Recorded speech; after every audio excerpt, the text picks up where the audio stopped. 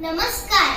माननीय आदिनाथ सातपुते सर यांच्या संकल्पनेतून साकारलेली संस्कृत संस्कृती संवर्धन संघ आळंदी देवाची पुणे आयोजित पंचम राज्यस्तरीय खुली ऑनलाईन शुद्ध संस्कृत उच्चारण व अर्थ स्पष्टीकरण स्पर्धा 2024. माझे नाव अनय अंकेश पाखरे. शिक्षण 4थीच्या वर्गातून 5वीच्या वर्गात पदार्पण केले. 3ऱ्या गटातून स्पर्धेत सहभागी झालो आहे. देवेपणाचा क्षमापण स्तोत्रातील 3रा आणि 4था श्लोक म्हणणार आहे. हे स्तोत्र श्रीमद आद्यशंकराचार्यांनी भगवती आईंना म्हटले आहे. पहिला श्लोक.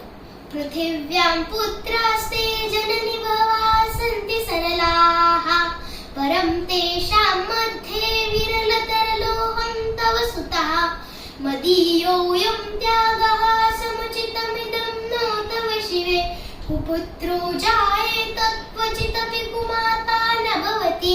याचा अर्थ असा की हे आई, या पृथ्वीवर तुझे सरळ वागणारे पुष्कळ मुलं आहेत, पण त्यामधून मी एक निराळा आणि चंचल वृत्तीचा तुझा असा मुलगा आहे.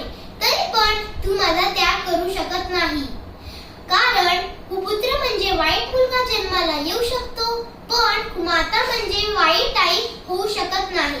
दुसरा श्लोक.